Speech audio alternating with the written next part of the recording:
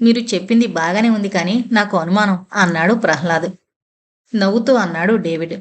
అంటే ఒక మంచి ప్రశ్న అమాయకంగా వస్తుందన్నమాట. ప్రహ్లాద్ మంచి ప్రశ్నలు అడుగుతాడు. ప్రహ్లాద్ ఆ మాటలకి కొంచెం సిగ్గుపడుతూ అమాయకంగానే అడిగాడు. ఇవన్నీ ఇంతకుముందు నేను విన్నాను. ఇండియాలో కాషాయం కట్టిన ప్రతి సన్యాసి గాలిలో నుంచి గుమ్మడికాయలు తప్ప ఏ చిన్న వస్తువునైనా కళ్ళు మూసుకుని మరీ తీయగలడు. జనం గుడ్డిగా గొర్రెల్లా వెనకపడడం కూడా మామూలే. కానీ ఆయన భక్తుల అనారోగ్యాన్ని ఎలా తగ్గిస్తున్నాడు?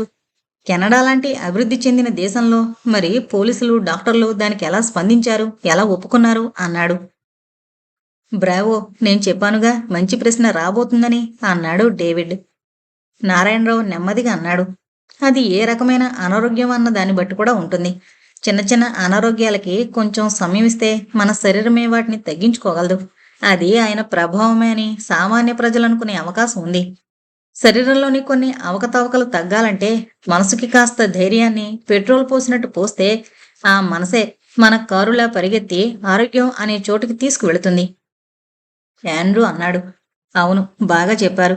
కొన్ని వాళ్ళ స్వంత మనుషుల్ని పెట్టి ఆడే నాటకాలు కూడా ఉండే ఉంటాయి.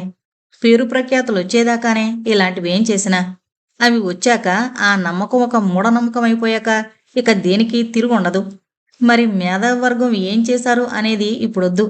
మనం దీన్ని సినిమా చూసినట్టు చూస్తున్నాం కనుక స్టీవెన్ స్పీల్బర్గ్ పప్పులో కాలేశాడా లేదా అనేది చూడొద్దు.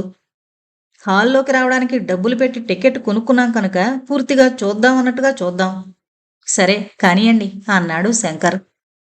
ఈ 20 ఏళ్లలో ఆయన చాలా పెద్దవాడైపోయాడు. వయసులోనే కాదు, పేరు ప్రఖ్యాతలు అన్నింట్లోనూ. ఇప్పుడది ఎన్నో మిలియన్ డాలర్ల సంస్థ. ఎక్కువగా ఆయన శిష్యులే నడిపిస్తుంటారు దాన్ని. ముందు పూజలు, తర్వాత పాటలు, భజనలు. ఆయన మాత్రం ప్రతిరోజు కొంచెం సేపొచ్చి కొందరు భక్తుల్ని కలుస్తుంటాడు. ప్రపంచవ్యాప్తంగా ఉన్నారు ఆయనకి భక్తులు. కెనడాలోని కొందరు పెద్ద పెద్ద వ్యాపారవేత్తలు, సైంటిస్టులు, మేధావులు, రాజకీయ నాయకులు, ప్రపంచ దేశాల నాయకులు కూడా ఆయన భక్తకోట్లో ఉన్నారు. ఆయన్ని ఇంతవరకు ఫలానా నేరం చేశాడు అని నిరూపించలేకపోయారు. భక్తులు వాళ్ళంతటా వాళ్లే వస్తున్నారు. నా మీద నమ్మకంతో వస్తున్నారు. ఒక సాటి మనిషిగా నేను ఇవ్వవలసిన సలహాలు ఇస్తున్నాను. నేను వాళ్ళకి రోగాలు తగ్గిస్తాను అని కూడా చెప్పడం లేదు. నేను వాళ్ళకిస్తోంది వారి మనోధైర్యానికి అవసరమైన అభయహస్తం. దానివల్ల వాళ్ళకి లాభం ఉంటే నాకు సంతోషమే అంటాడాయన. అదీగాక ఆ డబ్బులో కొంత ఖర్చు పెట్టి ఒక హాస్పిటల్, ఒక యూనివర్సిటీ కూడా నడుపుతున్నారు. వీటన్నిటి వల్ల ఆయన చేస్తోంది నేరం అనడానికి వీల్లేదు. అదీగాక ఆ ఆశ్రమం లోపల ఏం జరుగుతుందో బయట వారికి ఎవరికీ ఏమీ తెలీదు. ఎవరో అక్కడ ఒక మానభంగం కానీ, హత్య కానీ, ఎలాంటి నేరము జరిగిందని ఫిర్యాదు కూడా చేయలేదు మరి. చెప్పడం ఆపాడు ఆండ్రూ. అందరూ మౌనంగా ఉండడం చూసి నారాయణరావు అడిగాడు. తర్వాత కథ ఏమైంది? కాలిఫోర్నియాలో జిమ్ జాన్సన్గా ఆ కల్ట్లోని 900 మంది సామూహిక ఆత్మహత్యలు చేసుకున్నారా? టెక్సాస్లో డేవిడ్ కొరేష్ అమాయకులు 80 మంది చనిపోయినట్టుగా? అదేమీ లేదు. ఇక్కడ ఇది ఇంకొక మలుపు తిరిగింది. ఆండ్రూ అంటుండగా నారాయణరావు ఆఫీసులోకి వచ్చింది మెలిసా. హలో మెలిసా, రండి అంటూ ఆహ్వానించాడు నారాయణరావు. బిజీగా ఉన్నారా? నేను మీకు ఆర్డర్ రావడం లేదు కదా అంది అందంగా నవ్వుతూ. లేదు లేదు, మనం అనుకున్న టైమే కదా అన్నాడు నారాయణరావు. ఫోన్లో అన్నాడు ఆండ్రూ. ముందు మారియో గురించి విందాం. ఈ కబుర్లు రేపు చెబుతాను. ఈలోగా ఇక్కడ కూడా కొంచెం కేసు ముందుకు వెళుతుందేమో చూద్దాం. ప్రహ్లాద్ లేచి పక్కనే ఖాళీగా ఉన్న కుర్చీని ముందుకు లాగి మెలిసాని కూర్చోమన్నాడు. మెలిసా ప్రహ్లాద్ చెయ్యి మృదువుగా నొక్కి అందంగా నవ్వి కూర్చుంది. మెలిసా చాలా అందంగా ఉంటుంది అనుకున్నాడు ప్రహ్లాద్ నీలిరంగు డ్రెస్లో మెరిసిపోతున్న ఆమెను చూస్తూ. ఏంటి, ఎలా ఉన్నారు అందరూ అంది మెలిసా. మామూలే, బండి నడుస్తోంది అన్నాడు శంకర్ నవ్వుతూ. మన ప్రాజెక్టు ఎలా నడుస్తోంది? మారియో ఏమంటున్నాడు అన్నాడు డేవిడ్. చెబుతాను సాలోచనగాని చెప్పడం మొదలుపెట్టింది మెలిసా. పోయినసారి చెప్పినట్టు వెరోనికాకి తెలిసిన అమ్మాయి సాల్మాని కలిసామిద్దరం. సాల్మాది కూడా మెక్సికోలోని గౌడలహర ఊరే. మారియో చెప్పిన లెక్కల ప్రకారం అతనే హోసే మార్టినేజ్ అయ్యుంటే 40 ఏళ్ల క్రితం అతను తన 3 పదుల వయసులో చనిపోయి ఉండాలి. ఆ సమాచారంతో పాటే మారియో చెబుతున్న రోడ్ల పేర్లు, కొంతమంది వ్యక్తుల పేర్లు సాల్మాకి పోయిన వారం ఇచ్చాం. సాల్మా అన్నయ్య లాలో అక్కడే గౌడపహార్లో ఉంటాడు. వివరాలన్నీ కనుక్కుని చెబుతానన్నాడు. చాలా మంచివాడు. నిన్న సాయంత్రం ఫోన్ చేసి తను కనుక్కున్న విషయాలు చెప్పాడట. రాత్రికి రాత్రే సాల్మా నాకు చెప్పింది. ఒక్క క్షణమాగి అదో రకంగా నవ్వుతూ చెప్పింది మెలిస్సా. ఇక్కడ విశేషం ఏంటంటే లాలో మేం చెప్పిన అడ్రస్కి వెళ్లి వివరాలు కనుక్కోవడానికి గట్టి ప్రయత్నం చేశాడు. హోసే మార్టినేజ్ అనే పేరు మెక్సికోలో, ముఖ్యంగా ఆ ప్రాంతంలో ప్రతి 10 మందిలోనూ కనీసం నలుగురుకుంటుందట. అతనికి ఆ పేరుతో ఎంతోమంది మనుషులు తారసపడ్డారట. ఎన్నో కథలు చెప్పారట. వాటిల్లో కొన్ని చెప్పాడు కానీ మనకి కావలసిన హోసే మార్టినేజ్ మాత్రం వారిలో దొరకలేదు. అదేంటో వింతగా లేదు, అదే పేరుతో అంతమంది? కొంచెం నిరుత్సాహంతో అంది మెలిస్సా. నారాయణరావు నవ్వాడు. అందులో ఏమాత్రం ఆశ్చర్యం లేదు. ఇండియాలో మాది గుంటూరు. పక్కనే ఉన్న మంగళగిరి నరసింహస్వామి పేరుతో గుంటూరు నిండా నరసింహరావులే. అందులోనూ వెంకటలక్ష్మి నరసింహరావులు. ఏవిఎల్ నరసింహరావు, బివిఎల్, సివిఎల్, డివిఎల్, ఈవిఎల్ ఇలా. అలాగే కాకినాడలో ఊరంతా సత్యనారాయణలే. పక్కనే అన్నవరం ఉంది కదా అన్నాడు. ఆయన అంత పొడుగు పేర్లు చెబుతుంటే డేవిడ్ అర్థం కాక ముఖం అదోలా పెట్టాడు. అతని ముఖం చూసి శంకర్ పెద్దగా నవ్వాడు. అవును, ఇండియన్ పేర్లు చాలా పొడుగు, కానీ ఒక్కొక్క ప్రాంతంలో ఒక్కో పేరు ఎంతో మందికి ఉంటుంది అన్నాడు. ఆండ్రూ అన్నాడు. అవును, మా ఊరి టెలిఫోన్ పుస్తకం చూడాలి. పటేల్ అన్న ఇంటి పేరు కనీసం 25 పేజీల పైన ఉంటుంది. ఇంతకీ మన హీరో హోసే మార్టినేజ్ గురించి ఇంకా ఏమైనా తెలిసిందా అడిగాడు నారాయణరావు. లేదు, కానీ లాలో దృఢ నిశ్చయం చూస్తే అతను తప్పకుండా కనుక్కుంటాడనిపిస్తోంది. మళ్ళీ ఇవాళ రేపో ఫోన్ చేస్తానన్నాడు. వివరాలు రాగానే చెబుతాను అంది మెలిస్సా. ఎవరూ మాట్లాడలేదు. అందరూ ఎవరి ఆలోచనల్లో వారు పడ్డట్టున్నారు. ఆ నిశ్శబ్దం భరించలేక అన్నాడు శంకర్. ఒకవేళ అక్కడ హోసే మార్టినేజ్ చనిపోయి ఇక్కడ మారియో పేరుతో పునర్జన్మ ఎత్తాడని అనుకుందాం. ఆ పరిస్థితుల్లో మనం కాని, వెరోనికా, మారియోలు కాని ఏం చెయ్యాలి? మారియో హోసే కుటుంబంతో కలవగలడా? 45 ఏళ్ల వ్యక్తి జీవన విధానంలో, జీవితంలో ఈ 12 ఏళ్ల పిల్లవాడు ఇమడగలడా? మిగతా కుటుంబ సభ్యులు ఈ వయసులోని తేడాని ఎలా తీసుకుంటారు? ఒకవేళ అలా వాళ్ళు ముందుకొచ్చినా ఆ బాంధవ్యాలు, బంధుత్వాలు, ప్రేమలు, అనురాగాలు రమ్మంటే హఠాత్తుగా ఎక్కడి నుంచి వస్తాయి?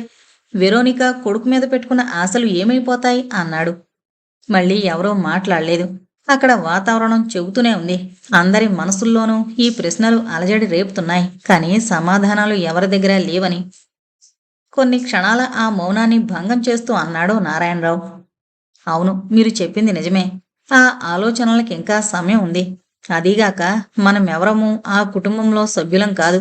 ఏం చెయ్యాలి, ఎలా చెయ్యాలనేది ఆ 2 కుటుంబాలకి, వెరోనికా, హోసే కుటుంబాలకి సంబంధించింది. మనం అడిగిన సహాయం అడిగితే మాత్రమే చేసేవాళ్ళం. అందుకని ఈ ఆలోచనని కొంచెం వెనక్కి నెడదాం అని. మెలిసా అవునన్నట్టుగా తలూపి, నేను వెరోనికా కలిసి మారియో స్నేహితులు హంగ్, విజయల్తో కూడా మాట్లాడాం అంది. డేవిడ్ కుతూహలంగా చూశాడు ఏమైందని. వాళ్ళు ముగ్గురు చిన్నప్పటినుంచి కలిసే తిరిగారు, కలిసే ఆడుకున్నారు, కలిసే చదువుకున్నారు. ముగ్గురు చాలా మంచి స్నేహితులు. ప్రతి క్లాసులోనూ మొదటి 3 ర్యాంకులు వాళ్లవే. కానీ వాళ్లలో వాళ్ళకి ఎప్పుడూ గొడవలు లేవు. ఎందుకంటే ముగ్గురి మార్కులు ఎప్పుడూ దాదాపుగా ఒకటే కనుక. అదీగాక ఒకళ్ళకొకళ్ళు సహాయం చేసుకుంటూ చదివేవాళ్లు. కానీ మారియో తండ్రి యాంటోనియో చనిపోయినప్పటి నుంచి అతనిలో చాలా మార్పు వచ్చిందన్నారు. అంతా వెరోనికా చెప్పిందే చెప్పారు. ఎక్కడా తేడా లేదు. ఇవిడియో కూడా ఎంతో మంచివాడని, కానీ మారియో అతన్ని తన తండ్రిగా అంగీకరించలేకపోతున్నాడని చెప్పారు. కొన్ని నెలలుగా మారియో ఈ 2 మిత్రులకు కూడా దూరమవుతున్నాడన్నారు. తను ఇక్కడ ఉండవలసిన వాడిని కాదని, వీళ్ళెవరో తనకు తెలీదని అన్నాడట. విజయ్, హంగ్ ఇద్దరూ బాగా దెబ్బతిన్నారు అంది మెలిస్సా. మనం ముందు అనుకున్న దానికన్నా కూడా కొంచెం క్లిష్టమైంది ఈ కేసు అన్నాడు డేవిడ్. క్లిష్టం కాదు, వింతగా ఉంది అన్నాడు ఆండ్రూ. అతని హేతువాదానికి ఏమీ అందడం లేదు. ఇంకా కొన్ని రోజులు ఆగాలేమో ఇది ఒక కొలిక్కి రావడానికి అన్నాడు నారాయణరావు. ఈలోగా మెలిస్సా సెల్ ఫోన్ మోగింది. 1 నిమిషం అని ఫోన్ తీసుకుంది మెలిస్సా. ఏంటి వెరోనికా, ఏం జరిగింది అని అడిగింది. 2 నిమిషాలు ఏం మాట్లాడకుండా వింది. ఫోన్లో మాట్లాడుతున్నప్పుడు సన్నగా గీసిన ఆమె కనుబొమ్మలు తెల్లటి నుదుటి మీద ముడుచుకుంటున్నాయి. ఏదో అడగబోతున్న ఆమె ఎర్రటి లేత పెదాలు కదలకుండా ఆగిపోతున్నాయి. ఒక్కసారిగా లేచి నుంచుంది. కొత్త సమాచారం వచ్చింది. ఇంకా వివరాలు కావాలి. అర్జెంటుగా వెరోనికాని కలవాలి. క్షమించండి, మళ్ళీ కలుద్దాం అంటూ చకచకా బయటికి వెళ్ళిపోయింది మెలిస్సా. ఆ మధ్యాహ్నం క్లాసులో నుంచి బయటకొస్తుండగా సాకేత్రాం సెల్ ఫోన్ మోగింది. ఇప్పుడే మా గిరిజొదిన ఫోన్ చేసింది. మనోరమ వాళ్ళు తనని ఇవాళ కలిశారట. దాని గురించి మీతో మాట్లాడాలంది. ఇప్పుడు ఖాళీగానే ఉందట. పిలుస్తావా అంది సుశీల. ఇంకాసేపట్లో పిలుస్తాను. నా దగ్గర ఆవిడ నెంబర్ ఉందిలే అన్నాడు సాకేత్రాం. అన్నట్టుగానే ఒక పావుగంటలో డాక్టర్ గిరిజని పిలిచాడు సాకేత్రాం. ఆవిడ ఫోన్ తీసుకుని, నీ స్నేహితుడు అప్పు, అతని భార్య ఇవాళ ఉదయం వచ్చారు. దాదాపు 2 గంటలు ఆమెతో మాట్లాడాను. ఆ వివరాలు చెప్పడానికి సుశీలతో చెప్పాను నీకు ఫోన్ చేయమని అంది. ఎలా జరిగింది అడిగాడు సాకేత్రాం. ఇద్దరూ కలిసే వచ్చారు. కాసేపు ఇద్దరితో పిచ్చాపాటి మాట్లాడి అప్పుని ముందు గదిలో కూర్చోబెట్టి మనోరమ ఒకదాన్నే నా కౌన్సిలింగ్ గదిలోకి తీసుకువెళ్లాను. చక్కటి పిల్ల, మనసు విప్పి ఒక మంచి స్నేహితురాలిగా మాట్లాడింది. కేరళలో ఉన్నప్పుడే బాగుంది. ఇక్కడికొచ్చాక సరిగ్గా నిద్ర పట్టడం లేదని, ఏవేవో పీడకలలు వస్తున్నాయని, అప్పుడప్పుడు మనసులో ఏదో చెప్పలేని ఆందోళనగా ఉంటోంది అంది.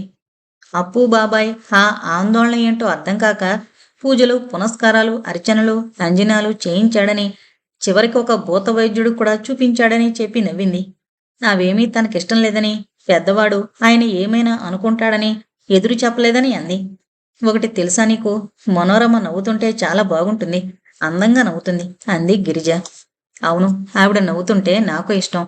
మంచి స్నేహితుడి భార్య కదా, అందుకనే అలా అని నేను అనుకున్నానే కాని ఎవరితోనూ అనలేదు అన్నాడు సాకేత్రాం. నువ్వు చెప్పిన ఆవిడ పునర్జన్మ నేపథ్యం నా మనసులోనే ఉన్నా చాలాసేపు వరకు నేను ఆ సంగతి తీసుకురాలేదు. అది ఆమెలో ఇంకా ఆందోళనని పెంచుతుంది కానీ మనం చేద్దామనుకున్నట్టుగా ఆమెలో మనోధైర్యాన్ని నింపదు. అందుకనే ముందు కలల మీద కొంచెం కౌన్సిలింగ్ అవసరం అనిపించింది. ఆవిడికి కలలు ఏ విషయం మీద వస్తున్నాయని, వాటిల్లో ఎన్ని తెల్లవారక గుర్తుంటున్నాయని అడిగాను. చాలా వరకు నువ్వు చెప్పిందే ఆవిడ చెప్పిన కలల సారాంశం కూడా. సాధారణంగా కలలు ఎందుకొస్తాయో, వాటిలోని విషయం నిజ జీవితంలో జరుగుతున్న సంఘటనల స్పందనకి ఎంత దగ్గరగా ఉంటుందో చెబుతుంటే శ్రద్ధగా వింది. కొన్ని ఉదాహరణలు నా అనుభవాలే చెప్పాను. మేము అవతార ఇంగ్లీషు సినిమాని 3Dలో సెకండ్ షో చూసి ఇంటికొచ్చాక నా కలలో ఎంతమంది నీలం మనుషులు కనపడ్డారో, వాళ్ళు నా మీదకి కత్తులతో వస్తున్నప్పుడు నేను ఒక పక్షి మీద ఎక్కి పారిపోతూ పెద్దగా అరిచానని, పక్కనే పడుకున్న మా ఆయన నా అరుపులకి లేచి భయపడి తను అరిచాడని చెబుతుంటే మనోరమ పడి పడి నవ్వింది. మన మనసు ఆడే ఆటల్లో కలలొక ప్రధాన భాగమని, వాటికి ఒక ప్రత్యేకమైన ఆలోచన ఇవ్వడం అనవసరమని చెప్పాను. ఎన్నో కలలొచ్చినా అవి గుర్తుండకపోవడానికి కారణం మన మనసు ఒక సుషుప్తావస్థలో ఉండడం వలన అని చెప్పాను. అలాంటి కలలకి భాష్యం చెప్పడానికి ప్రయత్నించడం అనవసరం. అలా ప్రయత్నించడం మబ్బుల్లో మనం వెతికే వింత వింత బొమ్మల్లాంటిదే. ఆకాశంలోని మబ్బుల్ని చూస్తుంటే ఒక ఆయనకి జుట్టు ముడివేసుకున్న శివుడు ముఖం కనిపిస్తుంది. ఇంకో కుర్రాడికి సూపర్ మ్యాన్ కనిపిస్తాడు. ఇంకొక ఆవిడికి అందమైన ముగ్గులు కనిపిస్తాయి. ఒక చిన్న పాపకు మాత్రం నీలి మేఘాలు కనిపిస్తాయి. సరదాగా ఉంటుంది, కానీ వాటికంత ప్రాధాన్యం ఇవ్వడం అనవసరం కదూ అని చెబుతుంటే దీక్షగా వింది. నాతో అంగీకరించింది కూడాను. గిరిజ చెప్పడం ఆపి, వివరంగా ఏం జరిగిందో చెప్పమన్నావు కనుక ఇంత వివరంగా చెబుతున్నాను. నీ క్లాస్కి టైం అవుతుందేమో అంది. లేదు, చెప్పండి అక్కయ్య గారు, మీరు చేస్తోందే సరైన పద్ధతి. మనోరమకి ఈ పూర్వజన్మ విషయాలు చెప్పి లేనిపోని మనస్తాపం కల్పించే బదులు అవేమీ చెప్పకుండా ఇలా మనోధైర్యాన్ని ఇవ్వడం మంచిది. నేను అప్పు అదే అనుకున్నాం. ఇంతవరకు మనోరమకి ఇవేమీ చెప్పలేదు, చెప్పం కూడా. ఇంతకీ ఈ పునర్జన్మ కథల మీద మీ అభిప్రాయం ఏమిటి అడిగాడు సాకేత్రాం. ఆవిడ ఒక్క క్షణమాగి నవ్వుతూ అంది, ఏం చెప్పను, నా వృత్తిరీత్యాను నేను చదివిన ఎన్నో పుస్తకాలిచ్చిన శాస్త్ర జ్ఞానం వల్లను మనిషి చనిపోయాక పునర్జన్మ ఉంటుందని నేను అనుకోను. కానీ నేను పుట్టి పెరిగిన నా మతం చెప్పే కర్మ సిద్ధాంతం మీద నమ్మకం వల్లను, ఒకవేళ ఎదురుగా ఆధారాలు కనిపిస్తే ఆ కనిపించిన ఆధారాల వల్లను నమ్మక తప్పదు, అవునా? సాకేత్రాం కూడా నవ్వాడు. బాగా చెప్పారు. మరి మీ తదుపరి కార్యక్రమం ఏమిటి అడిగాడు. కనీసం ఇంకొక 2 సెషన్స్ జరిపి ఆమెకు ఇంకా కొంచెం ఆత్మవిశ్వాసాన్ని, ఆత్మస్థైర్యాన్ని ఇవ్వాలని నా ప్రయత్నం. మీరు కానీ నేను కానీ మనోరమకి ఎట్టి పరిస్థితుల్లోనూ ఈ పూర్వజన్మ కథ చెప్పొద్దు అంది. అలాగే, చాలా థ్యాంక్స్ అని ఫోన్ పెట్టేశాడు సాకేత్రాం. ఆవిడ చెప్పినట్టు ఇక ఈ పూర్వజన్మ విషయం పక్కన పెడితేనే మనోరమ మానసిక స్థితికి మంచిదేమో. కానీ ఇన్నాళ్లుగా తను కనుక్కున్న విషయాలు, సేకరించిన సమాచారమంతా వృధాయేనా అనుకుంటూ కారు దగ్గరకు వస్తుంటే అతని సెల్ ఫోన్ మళ్లీ మోగింది. మీరా లైన్లో ఉన్నాడు. ఎక్కడున్నావు అడిగాడు. ఇంటికి వెళదామని ఇప్పుడే కారు ఎక్కుతున్నాను. ఏదైనా విశేషం ఉందా అడిగాడు సాకేత్రాం. ఉంది. ఇవాళ పొద్దున్నే ఇర్షద్ బాబా దగ్గరికి వెళ్ళాను. నన్ను చూడగానే బాగున్నావా మీరా అని పక్కనే కూర్చోబెట్టుకున్నాడు. మీ నాన్న బాగున్నాడా అని అడిగాడు. మా నాన్న పోయాడని తెలుసు. తర్వాత మా ఇంటికి భోజనానికి కూడా వచ్చాడు. అలా అడగగానే నాకు మతి పోయింది. అనవసరంగా వచ్చానేమో అనిపించింది. మా నాన్న పోయాడని మళ్ళీ చెబితే మళ్ళీ మొదటిసారి వింటున్నట్టు బాధపడ్డాడు. ఆ మాటలు విని సాకేత్రం ఒకసారిగా నిరుత్సాహపడ్డాడు. కాని ఆయన్ని వెంటనే ఒక మాట అడిగాను. బాపట్లమ్మాయి సంధ్య మీకు తెలుసు కదా బాబా అని. దాంతో ఆయన అదోలా అయిపోయాడు. ముఖ కవళికలు మారిపోయాయి. నెమ్మదిగా లేచి వసారాలో 4 సార్లు అటూ ఇటూ తిరిగాడు. కాసేపటికి తేరుకుని, అవును, పాపం చచ్చిపోయింది, హత్య చేశారు అన్నాడు. కారు సీట్లో కొంచెం ముందుకు జరిగి నిటారుగా కూర్చుని జాగ్రత్తగా వింటున్నాడు సాకేత్రాం. మీరా చెబుతున్నాడు. ఆయన మధ్య మధ్యాగి ఒక్కొక్కటి గుర్తు చేసుకుంటూ చెబుతుంటే నేను అక్కడే ఓపిగ్గా కూర్చుని వింటున్నాను. ఆయన అన్నాడు, మీ నాన్నకి సంధ్య అంటే చాలా ఇష్టం. నాకు ఆ పిల్ల బాగా తెలుసు. ఇద్దరూ పెళ్లి చేసుకుందామనుకున్నారు. మీ తాతగారికి ఇష్టం లేకపోయింది. సంధ్య తల్లిదండ్రులకి ఇష్టం లేదు. ఇరుపక్షాల వారు మతాంతర వివాహానికి ఇష్టపడలేదు. అంతేకాదు, మధ్యలో వీడొకడు సంధ్యని ప్రేమించానని పెళ్లి చేసుకుంటానని ఆమె వెంట పడ్డాడు అన్నాడు. ఎవరతను అని అడిగాను. వాడు కూడా మా క్లాసే. నేను, మీ నాన్న, సంధ్య, రాజు అందరం ఒకటే క్లాసు అన్నాడాయన. రాజు పేరు వినగానే సాకేత్రానికి ఒళ్ళు జల్దరించింది. రాజు పోతురాజా అనుకున్నాడు. ఇర్షద్ బాబా నెమ్మదిగా జ్ఞాపకం చేసుకుంటూ చెబుతున్న చాలా విషయాలు చెప్పాడు. రాజు నాన్న రాజకీయాల్లో ఉండేవాడు. ఏదో శాఖకి మంత్రి పదవి కూడా వచ్చింది. వీడికి ఆ రాజకీయాల వాసన అంటుకుంది. మా కాలేజీ స్టూడెంట్ యూనియన్కి ప్రెసిడెంట్ కూడా అయ్యాడు. అతనంటే సంధ్యకే కాదు, చాలా మందికి ఇష్టం లేదు. కానీ అతను సంధ్యని వదల్లేదు. ఒకసారి మేమందరం కాలేజీ తరపున అమరావతికి పిక్నిక్ వెళ్ళాం. సంధ్యకి, ఖాన్కి అమరావతి బాగా నచ్చింది. అందుకని తర్వాత సంధ్య, ఖాన్ ఎవరికీ చెప్పకుండా అమరావతికి వెళ్ళి అక్కడే పెళ్లి చేసుకుందాం అనుకున్నారు. అక్కడికి వెళ్ళాక సంధ్య గుళ్ళోకి వెళ్ళి దేవుణ్ణి చూసి వస్తానంది. ఖాన్ కొంచెం దూరంగా చెట్టు కింద కూర్చుని ఏదో పుస్తకం చదువుకుంటున్నాడట. ఒక గంట, గంటన్నర గడిచినా సంధ్య బయటికి రాకపోయేసరికి మీ నాన్నకి అనుమానం వచ్చింది. గుడి లోపల బయట ఎక్కడా ఆమె కనపడలేదు. కనపడిన వాళ్ళందరినీ అడిగాడట, సంధ్యని ఎవరైనా చూసారా అని. ఎవరికీ తెలీదన్నారట. చివరికి అక్కడ పూలదండలు అమ్ముకునే ఒక అమ్మాయి చెప్పిందట. ఎవరో ఇద్దరు కుర్రాళ్ళు ఆమెకి అటూ ఇటూ నుంచుని గుడి వెనక నుంచి తీసుకెళ్లి ఒక జీపులో వెళ్ళిపోయారని. ఆ అమ్మాయి చెప్పిన వర్ణన ప్రకారం అతనే రాజు అని, ఆ జీపు అతను రోజు కాలేజీకొచ్చే జీపేనని మీ నాన్నకు అర్థమైంది. అక్కడే పోలీసులకి రిపోర్ట్ ఇచ్చినా ఎవరూ పట్టించుకోలేదు. ఇక ఏం చేయలేక తిరిగి వచ్చేశాడు. సంధ్య నాన్నకి జరిగిన విషయం చెబుదామనుకున్నాడు. కానీ ఎవరికీ చెప్పకుండా సంధ్యని తీసుకెళ్లిపోయిన అతన్నే అనుమానిస్తారని అంత ధైర్యం చేయలేకపోయాడు అని చెప్పాడు బాబా. మా నాన్న అంత పిరికివాడు కాదు. మరి అలా ఎందుకు చేశాడో చెప్పడం ఆపాడు మీరా.